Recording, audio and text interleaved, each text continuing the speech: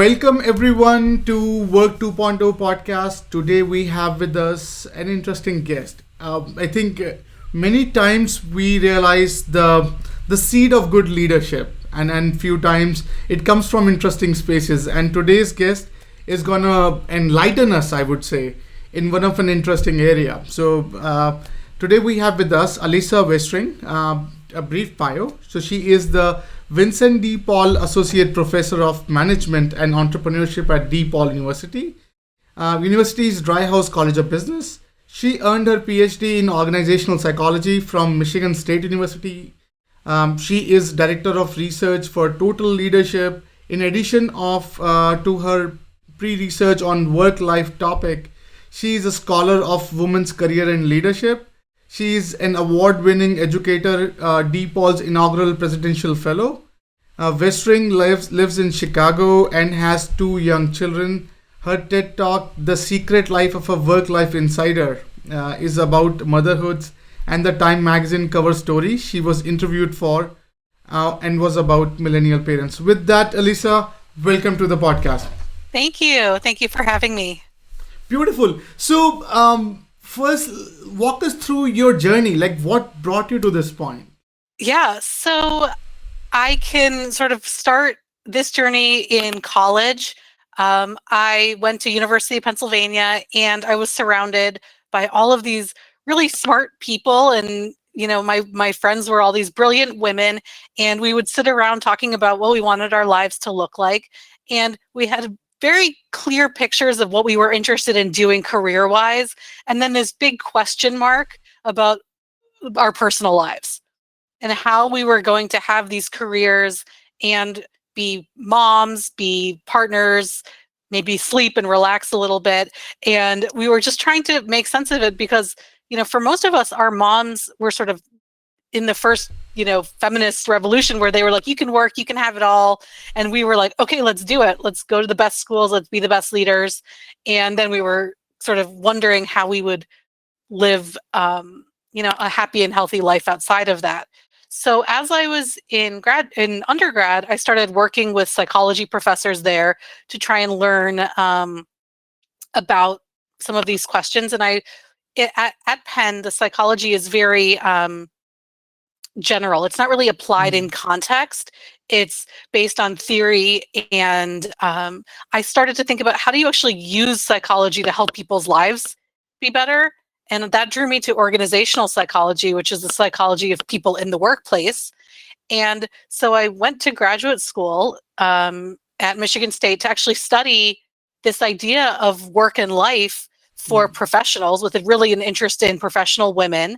And how are we supposed to do it? And I fully admit to studying a question because I wanted to know the answer in my own life, and have been studying it really ever since. I've spent many years working. My first research interest in this area was looking at how students make decisions about careers and how they incorporate work and family decisions into those choices. So I spent a lot of time studying medical students and how do you pick a specialty. And then that moved into studying doctors and women's careers in medicine. And I connected during this process with Stu Friedman, who's the founder of Total Leadership. And he is sort of well known for bridging research and practice, right? Actually taking the research on these topics on work-life integration and using it to make people's lives better and to help people grow as leaders in all parts of their life. So we've been working together for about 15 years, and over the last 3 years have really focused in on the experiences of working parents and what parents can do to grow more effective, both in their parenting role, but also as leaders in the workplace, as leaders in their community, and making sure that they have time for themselves as well. So that kind of brings us to where I am now. Interesting. And what is the total leadership? Like, if you can walk us through what do you do there? So basically the idea is that rather than just thinking about balance, right, like time divided up between work and family, it sort of implies that you have more of one, you have to have less of the other, that we really want to help people use what research has shown it is effective leadership skills, but apply them to all parts of our lives. So leadership and effective leadership isn't just something you do at work. We can take those same knowledge and skills and bring them to the rest of life.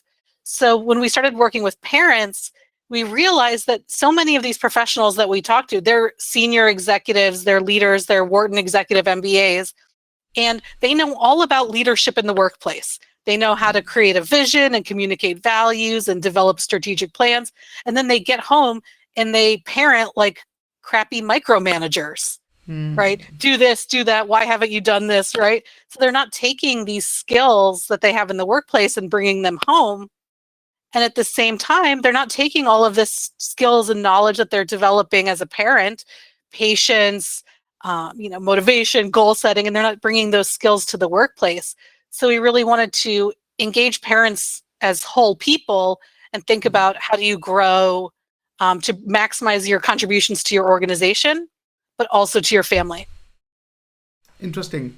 And explain to us your typical day. Like, what does a typical day look like for you? Okay, so it varies. I think probably everybody says it varies quite a bit. So normally I am spending about half my time in the classroom teaching business students and half my time on research, which would mean designing research studies, analyzing data, writing up the results of studies, communicating the results of studies. This year, and you mentioned this in my bio, I'm in a new role for the year, and it's called the Presidential Fellowship, which means that I'm currently sitting in the suite of the University of DePaul University's president, and we're working on using my research on diversity, equity, inclusion to help make DePaul better. So I'm not in the classroom this year like I normally am. So I'm spending about half my time doing my research that's for the book and promoting the book and talking about parenting and work-life integration. And the other half of my time really internally trying to apply that research that I've been doing for 20 years at DePaul to make DePaul better as well. Interesting. And now let's get on the meat of the stuff. So I think, by the way, I find it really exciting. I'm halfway in. So excellent. Definitely a good read. Great. And I think, so tell us about the book. So we basically we started out with sort of the principles of total leadership, what it means to be a leader in all parts of your life. And we wanted to reimagine that specifically for the needs of working parents. And so we created a workshop, essentially a multi-month program, and we worked with about 30 different couples who wanted to go through this process with us, this journey of uncovering what it means to be a parent who leads. And so we worked with them. We talked and we went through with them. What does it mean to have a vision for your family? What are the values that drive you in your career and in your personal life? How do you communicate with all of the stakeholders in your life, including your children and your partner? And how do you design experiments to do things better and evaluate the results?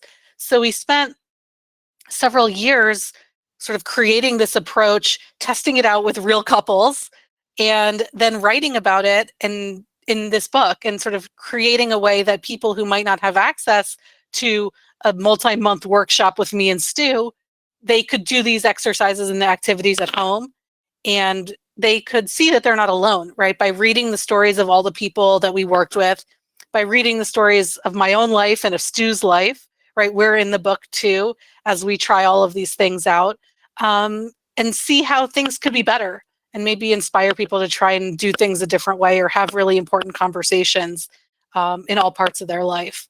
Interesting. So walk us through the journey of what leads you to this, like what leads to this idea that, hey, it's a book-worthy research and we should sort of bring it out and share with the community. So what's that insight? We'll be back after a short break.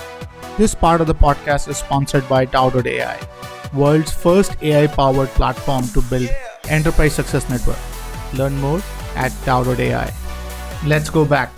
Right. The insight, and this we heard from the people in our workshop, which is I know that I should be doing things differently, and I know that I need to have conversations with my boss and my coworkers and my partner and my children, but I'm too busy to figure out what I'm supposed to do. So there's this intuitive sense of like, I can have more meaning in my life. I can have more connection. I can bring more to the relationships that I have if I put some time and effort into it. But everyone's too distracted and busy and overworked to figure out that path for themselves. Right. So what we try to do with the book and with our workshops is to make it easier for people. We say, okay, you want to have a conversation? Here's some guidelines. Here's some questions to ask yourself. Here's ways to talk to children of different ages. Here's how to talk to your boss about your family life. And we sort of smooth the path for people to do the kinds of things that they seem to know that they want to do anyway. Interesting. And so one thing that we ask people, and even like some people say, hey, work-life balance, right? So I think some, including some, my wife also, when I talked to her, she said, I don't want to bring work home, right? So there's that clear isolation of, hey, this is a different space and that's a different space. So in your research, how did you, like, what did you find on people's perception when it comes to work and life?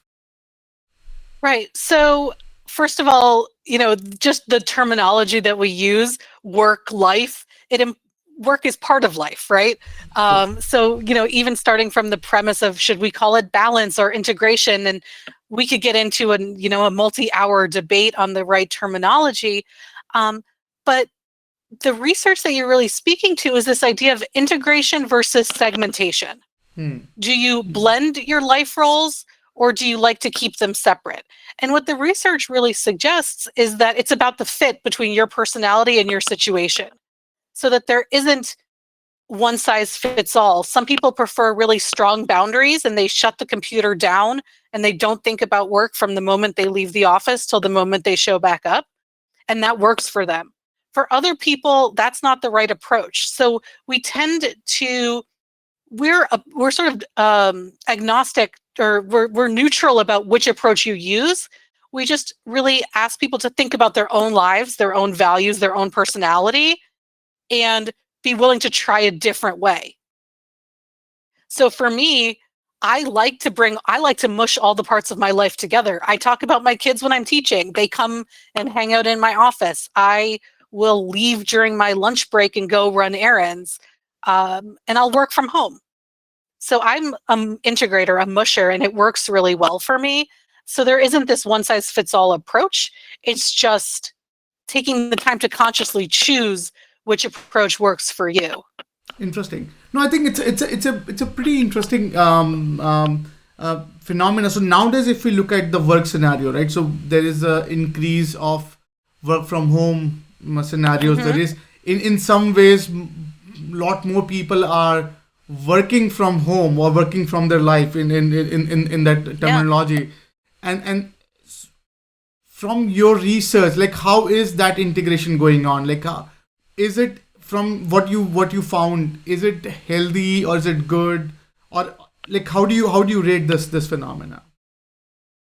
I mean, I think there's pros and cons, certainly from the perspective of the organization and from the perspective of the individual. So for an individual, I think we have this idea that working from home is going to fix a lot of problems. And for some people, it's great and it works really well. But for me, I know that I'm going to take a nap if I work from home. I'm going to get distracted. I don't feel as productive. I tend to feel a little bit more guilty, and the mess in the background bothers me. So it's really about finding what works for you. But I can go to a coffee shop next door to my house and be perfectly productive. From an organization's perspective, we want to think about how do we focus on the results of work and not just butts in chairs in the office as an indicator of commitment and performance. And that should happen regardless of where your employees work, right?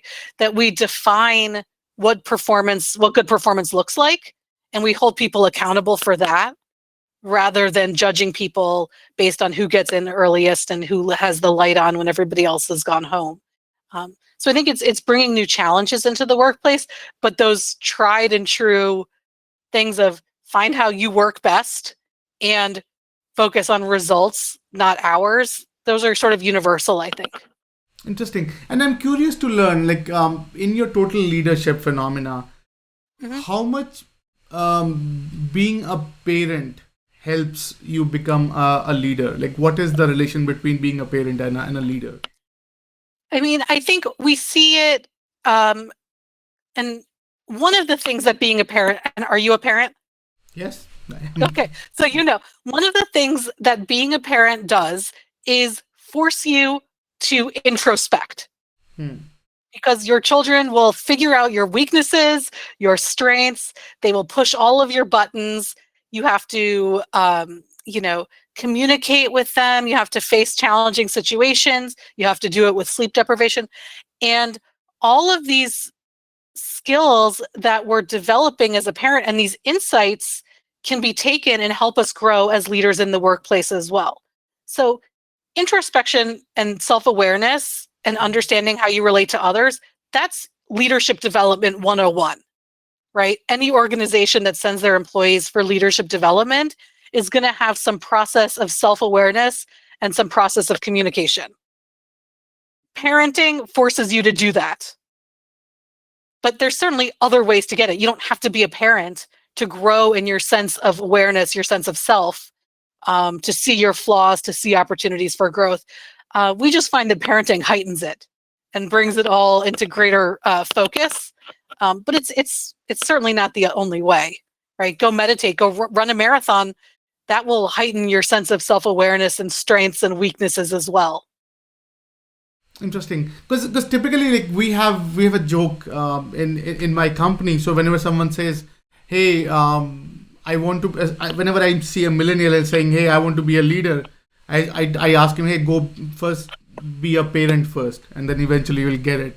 So from that point of view, how important it is to run your parent sort of your house situation similar to your team. Like, do you see that there are some parallels that I could draw? I think you partly discussed that in the earlier of the conversation, that I could bring whatever I do in my office, I can do it at home, or vice versa. Right. So again, if you think about what good leaders do, it's about having a vision, communicating that vision, getting people on board and excited to support you in getting your team where you need to go. Right? So here's what we have to accomplish. Here's our strategic priorities. Here's how we're going to do it. Here's how we're going to measure our accountability and communicate about it. Those same characteristics can go into the family life. So, and as I mentioned earlier, we find ourselves often sort of micromanaging our children. You need to wear this, you need to eat this, you need to do that. And of course, those things are impossible. We can't just let our children make every decision on their own, but we often forget to do the stuff that we know how to do in work, which is to say, why is this important? How will it help you? How does it express our values?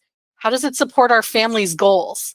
So adding that in helps your children role model. It helps role model for your children what it means to be a leader. And then they can use that in their lives as well, right? They start to then see themselves as saying, okay, how do I talk about what matters to me, where I want to go, what I care about? And that's something that they can develop as well. Interesting. And walk us through how do you end up designing a research to measure these things? Like, walk us through through the life cycle of this research that ended up becoming this book. Right. So in this case, we have data from many years looking at parents through the Total Leadership Program. And then we also have a smaller subset of the parents that we worked with really closely over the last few years. And their findings, the results of their experiences are largely shared in their narratives, right? Their stories. And we use those stories to help illustrate things that, we could shout out numbers all day long, but until we add some real people's stories to it, it's hard to sort of feel it, right? And we want people to feel like they're not alone. But from the bigger picture perspective, we ask people, how much attention are you currently paying to your work, to your family, to your community, and to yourself, your mind, body, and spirit? How important are each of those? How satisfied are you in each of these domains of your life? And then we ask them to, through conversation and dialogue with all the people who matter to them, to come up with experiments, new ways of doing things, usually pretty small changes to more closely live your values. And then at the end, we ask them, how much of your attention are you devoting to each of these parts of life? How important are they? How satisfied are you? And how well are you performing in them? And what we find is that it's possible to improve all the parts at once. So most people assume if I want to make work better, I'm going to have to take away from family or take away from sleep or take away from time with my friends. And what we find is with these creative experiments, when we really work with people, that the whole everything can improve. And it doesn't have to be this trade-off, but it takes time and effort. And so that's part of it, to find these creative solutions that are wins across all parts of life. It's not easy. If it were obvious, the professionals, smart people that we work with, they would have done it already, right? So we're looking for creative solutions or hidden opportunities to improve things across all parts of life. We'll be back after a short break. This part of the podcast is sponsored by Deciphered AI, world's first AI-powered platform to build enterprise success network. Learn more at Deciphered AI. Let's go back. Interesting. And what are some of the misconception that this your research or your study end up addressing? If you can walk us through those. So one of the things that the people we work with tend to say at the beginning is basically, I need to overhaul my whole life in order to have better balance. That I need to make massive changes. And in fact, when people first start to come up with ideas for experiments, they will oftentimes come up with these huge, like, what if I quit my job and start a company? Or what if and that's great. Like, by all means, if that's where you want to go.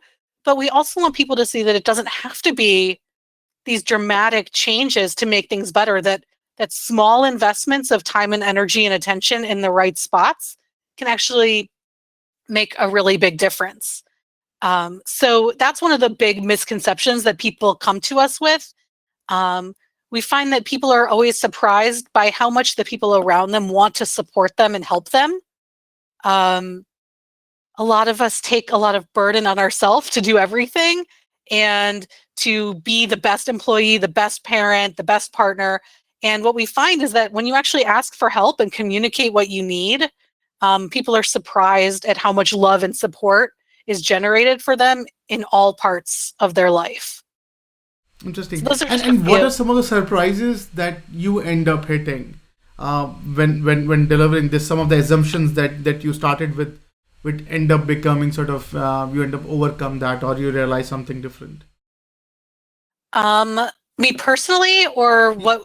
From the study, from the research. Yeah. So as I mentioned, two of the big surprises that we find are you don't need to overhaul your whole life.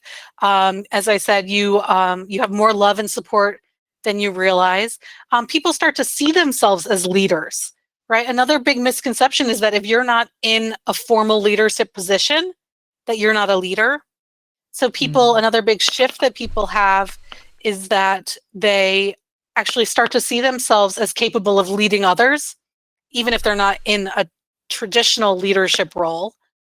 That's another big sort of misconception that we like to correct about what is leadership. The idea that everybody wants me to be perfect. I have to be, that people have these high expectations of me. What we find oftentimes is that people actually expect different things from you than what you think, and maybe sometimes slightly less. So you have this idea perhaps in your head, or I have this idea in my head that I need to respond to my boss's emails within 2 hours, regardless of what time of day or night it is. And that may not actually be the reality when you talk to that person. One of the women that we worked with was a senior professional in her organization, and she was, working 24 hours, 24/7. She really wanted her employees to see her as a great boss. And it was really important for her to be a good leader. And she put a lot of pressure on herself to do so. And so when she asked them, what do you need from me? Where am I under delivering? Where am I over delivering? What she heard back is that we need you to role model the idea that we can be leaders without losing our sanity.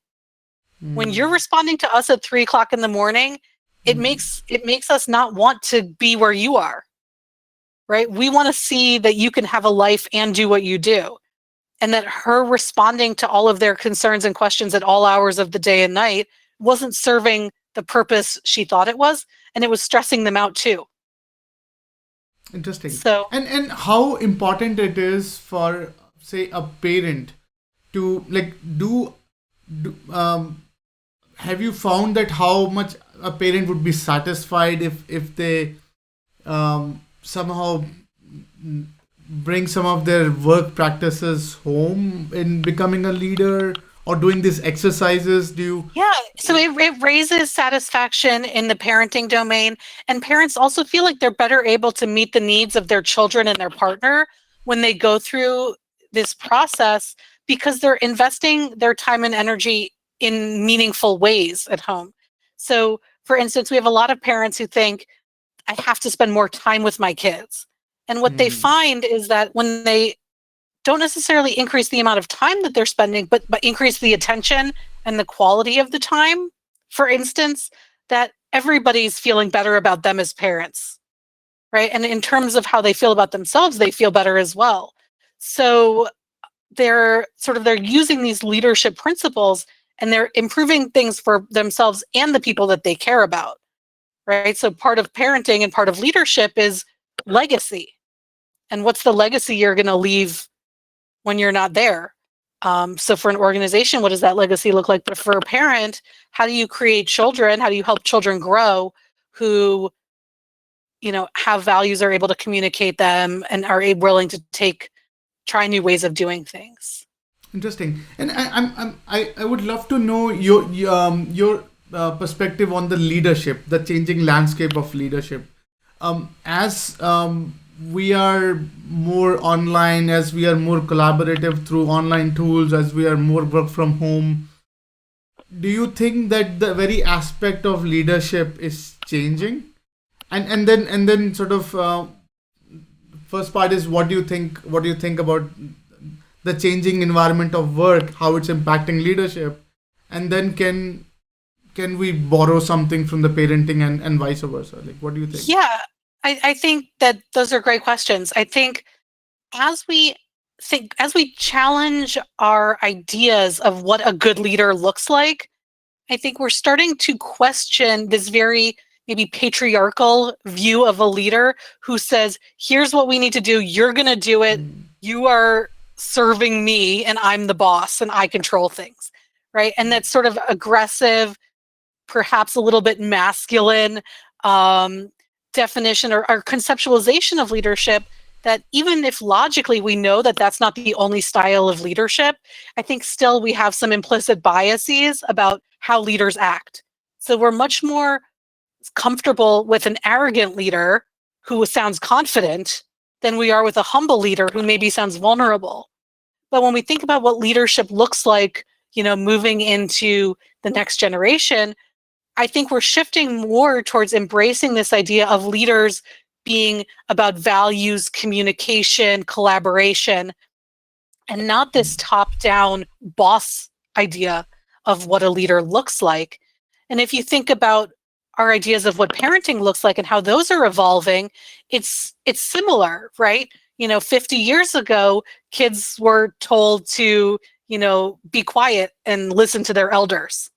And not to say that we want to abandon that altogether, but the style of parenting that we're seeing more and more is values-based, it's collaborative, it's about communication, it's about developing mutual understanding. So I think that those approaches tend to be co-evolving, in terms of what our conceptualization of a good leader looks like and what our conceptualization of a good parent looks like. I think the leadership side maybe needs to catch up a little bit. I think there's still, some reticence to accept leadership that doesn't look like what we think leadership should look like, if that makes sense.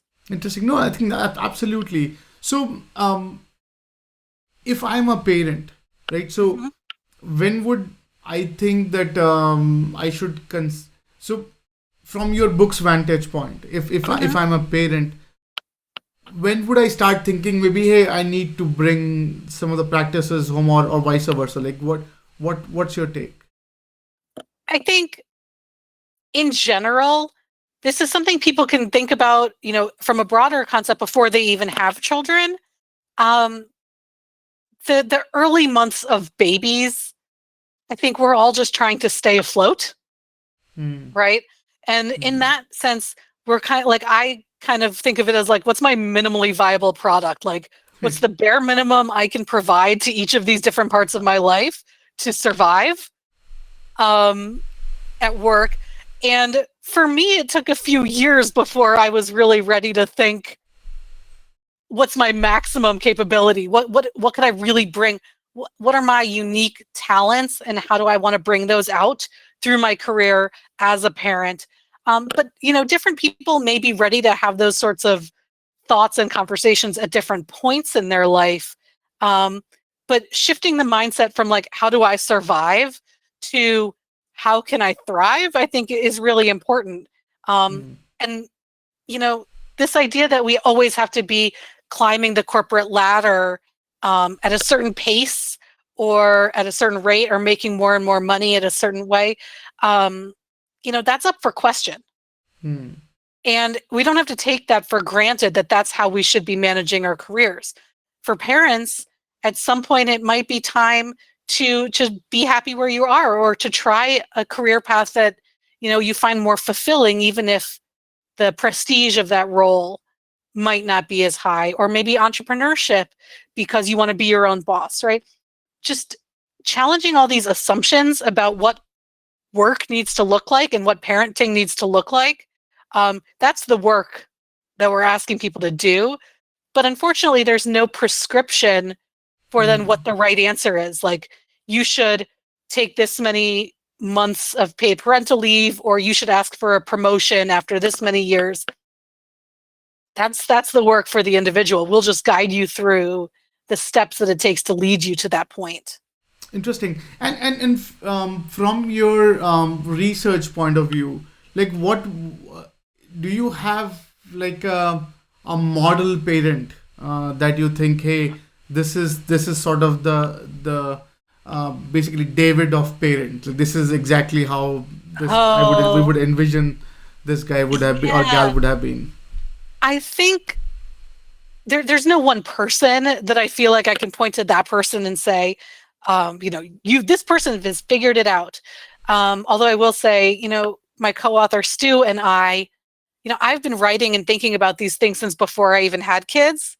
And he's been thinking about these things for 20 years, 30 years, since basically before I was born, practically. So, we're good. We have this developed skills in doing this, but the best leader and the best parent is somebody who spends their time and energy in ways that match their values. So if you're a workaholic and you love work and you want to work all the time and you don't want to raise children, there's nobody who should be judging that and saying that's bad work-life balance, because that's you living a life aligned with your values, right? So it's really just the fit between your values and how you spend your time and energy that what we're looking for, what we consider to be top tier, being a leader in all parts of life. Of course, we all have to do things that, like, you still have to mow the lawn and fold the laundry, even though that's not necessarily like a core value. But actually, maybe you could hire somebody to mow the lawn, right? So everything's up for question. It's just this process of coming to, what are my values, and what does that tell me about how I should readjust where my attention goes? We'll be back after a short break. This part of the podcast is sponsored by AI, world's first AI-powered platform to build enterprise success network. Learn more at AI. Let's go back. Interesting. And you talked to something interesting. So you are writing it before you even had kids. Mhm. So occupational hazard, right? So Yes. has any of this went into your life, and do you see any impact? Oh that you yeah, could I share? mean, my kids have been on this. So we started writing the book 3.5 years ago. That's half of my daughter's life. My younger child is 8, so they're the guinea pigs for all of this, whether they know it or not. And I'm actually, in terms of, I don't work from home a lot because, as I said, I'm not that productive. But one time before vacation, I was like trying to send a chapter and finish it up and get it to Stu so he could review the draft while I was on vacation. And my daughter looked at me and she said, "You're writing about working parents, so stop working and be a parent." And I was like, "Yes, you're quite smart, and now I will write about this in the book." But all of all of the trials and errors and things, that we do, they inform our own lives and vice versa. My kids were not super thrilled with me leaving on the weekend mornings to go to the gym. They wanted me to be home Saturday and Sunday mornings. I wanted to wake up early and go work out. And I thought, I'm going to sit down with them. We're going to have this total leadership, parents who lead conversation where we talk about my values and how it matters to me to be happy and healthy and fit, and how that can help me be a better parent and do my job better and live my values. And they listened and they nodded and they're like, "Yeah, but we still don't want you to go." So I was like, but I did what I was supposed to do. They were supposed to say, "Oh, we get it now, Mom. Go work out. We appreciate that. You should definitely do that." And they still didn't feel that way. And I said, "But this is something that I think is the right thing to do. And I continue to do it, even though they didn't get on board." But I got to practice the principles in the book, and they don't always go exactly the way that we hope. But maybe 5 years from now or 10 years from now, my child will think back and say, "Oh, I understand why she went to the gym on those mornings instead of staying home." Or, "Now I really think it's important to take care of my health." So the lessons and the values and the transmission of those values are going to be valuable, even if a particular experiment or a particular practice backfires or just Interesting. fails to No, work. I think that's so. I think kudos to you. So I have two. So I have an 8-year-old and a 3-year-old. So 8-year-old, I think I'm pretty much like I love this book for a reason. So I think it fits into, like, I fit into that idea of, hey, I can practice it at home and bring it home, so I can actually have a sort of a very stable life in both the directions, right? And then once the second one hits, all the theory will go out of the window, which really worked for the first one has no room for the second one. So it became sort of this constant catch-up game that, hey, Totally. what works for who and what, and then it's a constant battle. Right. And it's a constant process of figuring out what works, trying it, and then adjusting, right? Even if it works for a month, it may stop working. But I think a misconception that parents have oftentimes, especially when you've got little kids, is that if I just find the right solution, then I'll be set. And so they're constantly looking, as opposed to getting better with trying things and failing. Let's try it this way. That's an interesting point. Let's see if it works. Let's gather some data, right? Let's try having bedtime at 8 o'clock, or let's try having bedtime at 7 o'clock. And let's gather data and see, you don't necessarily have to like rank your kids' moods every hour, but you could say, okay, how are they waking up? What time are they waking up? What's working? What's not? And again, it's just that skill of being able to say, here's an experiment I think might work based on our values and our shared needs. Does it? And if it doesn't, to be able to say, okay, good for me for trying that. Now I'm on to something else, as opposed to, I'm a bad person because I couldn't make that approach work. Right? Internalizing the failure. So is there any measure for success in this? Like, is there any way to say, hey, I'm doing it right, or it's working or not working? So when we have our parents create experiments of their own, we ask them to develop metrics to say, how will you know if it's working or not? What will you judge whether this is working? So let's say you want to experiment with a different bedtime for your family.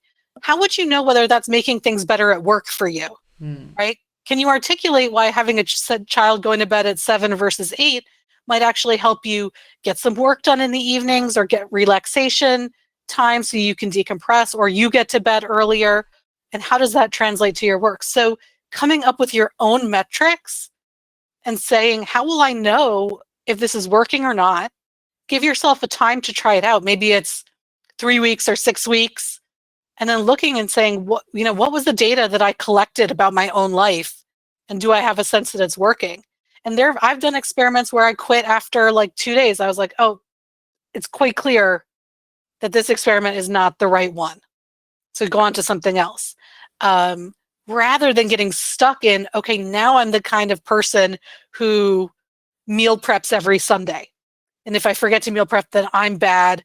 And I've screwed my family for the whole, pardon my language, ruined everything for the whole week, as opposed to saying, okay, maybe this meal prep experiment wasn't the right one for me. What could I try?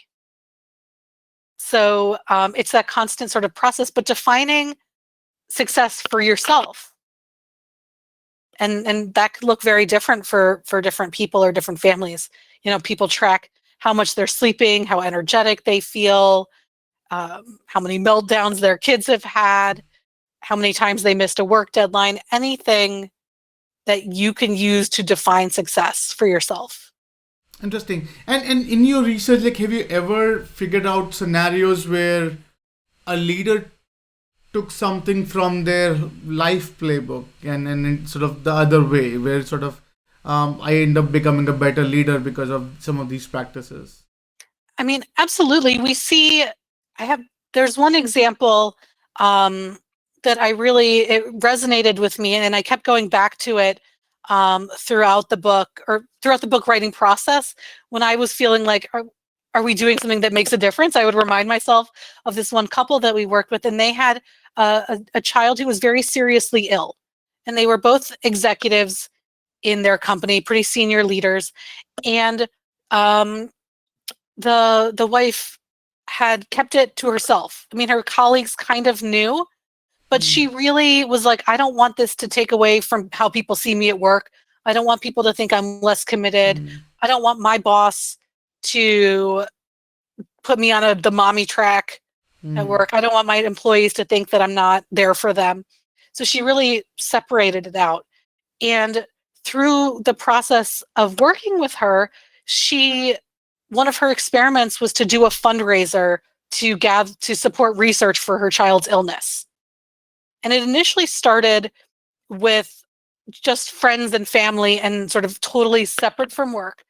But as she went through the process, she started talking to her coworkers, her boss, her subordinates about this thing that she was doing and how she was leading it. And it actually elevated their perceptions of her as a leader. It allowed them to see her more authentically, to understand what she cared about. And it actually made her, her boss said to her, how can I support you going to the next level? What developmental opportunities do you need?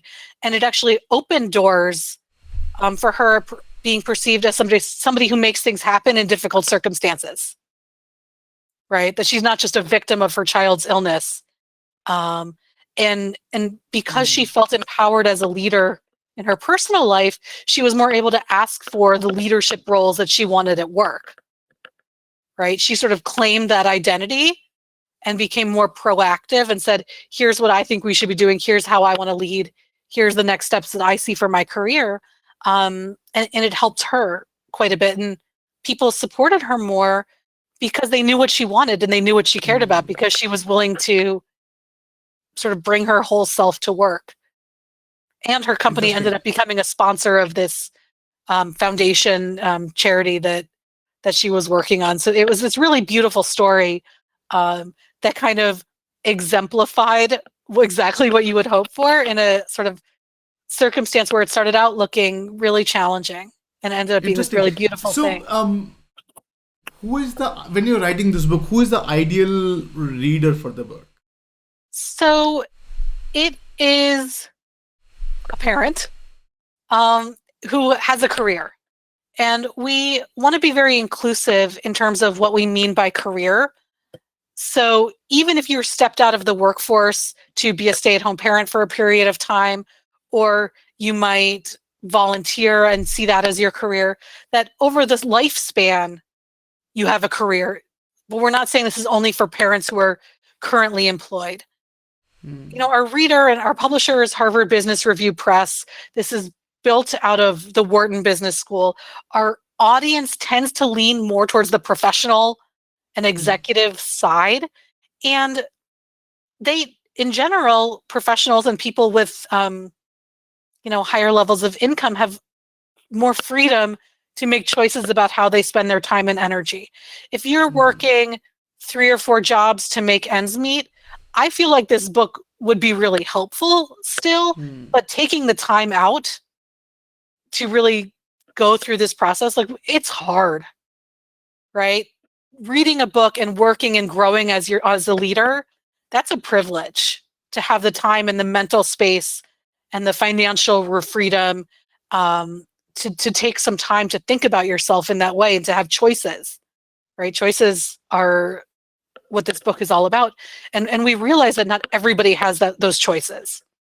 And outside of this work that we do, both Stu and I really want to think about policy changes, both in organizations, but also at the federal level. Like, we've gone to Congress to lobby for paid family leave.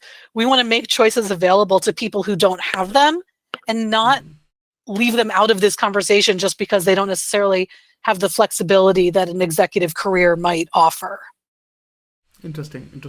I think that's very well put, and to our listeners and viewers, definitely want to tell them that I think so.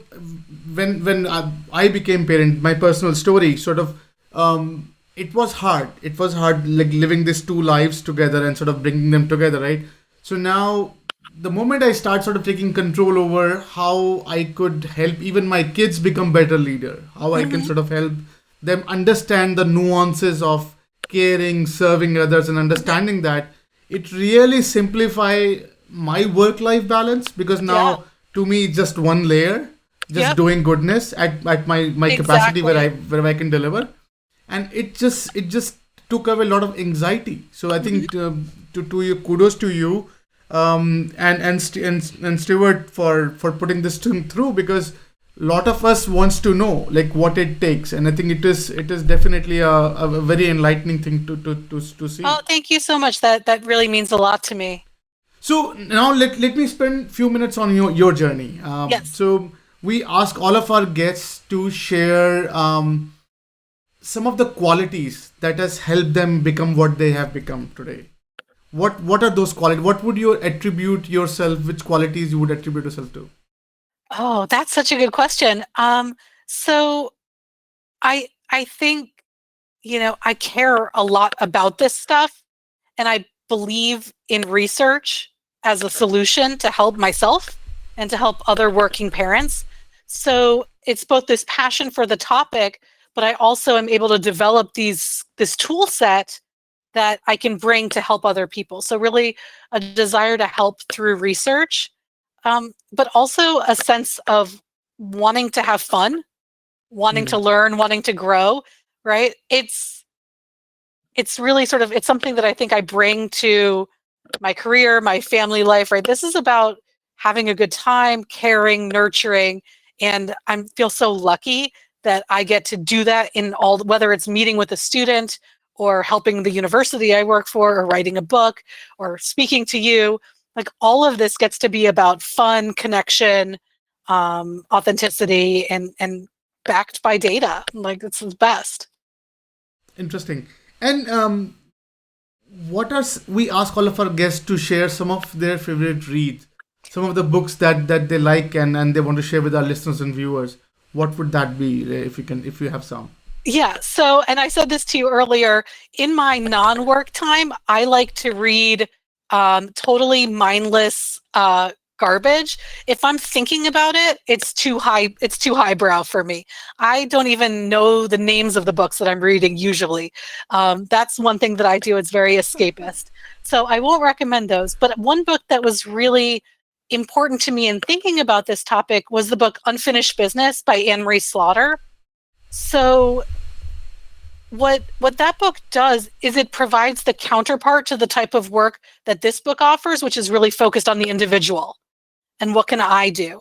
And I think it's really important to look at a book like Unfinished Business, which focuses on those structural barriers, whether they're in organizations at the federal level, whether they're sort of our societal understandings of gender or roles, or internationally. So they balance each other, because we don't want to just feel like anytime you have work-life problems or challenges, it's because you're doing badly, right? We don't want to ignore all those structural things. So I like that book as a complement to any of the self-helpy type books that I write or that other people write.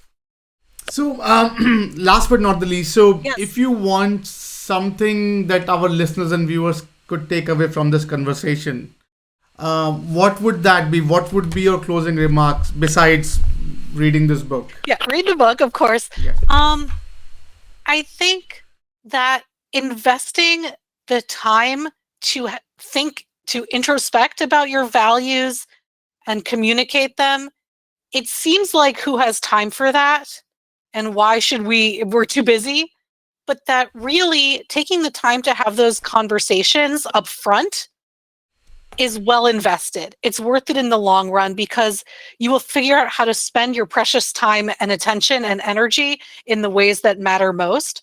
So, be willing to take that leap of faith of investing some time into growing as a leader in all parts of your life, even if it seems like a waste of time because you're too busy to stop and do anything other than put out the immediate fires. Like, just ask people, just try it. Stop. I promise you it will be worth it. Thank you so much. With that, we come to the close, and thank you, Alyssa, for being generous with your time and helping us understand the value of parenting and leadership. I think, as I said to our listeners and viewers, very few times we have guests who actually sparked some of the interesting creative ideas that we should be thinking about. And I think I do appreciate you writing this, because it has some part of it has actually worked for me. So I would definitely stand behind what you're pushing, that it's actually could help someone. So thank you so much for the book. Thank you. I really appreciate that. Okay. Awesome. I thought I was sick of home, but actually I was homesick. Never really knew that I would have to grow up so quick. I'm so uncomfortable, don't know anybody here. Just a couple dudes that I met once, that's it. And I go into the booth feeling nervous. Got butterflies in my stomach like I'm so worthless. Is the mic on? I don't know how to work this. Inside I'm breaking down, I hope I'm not up on the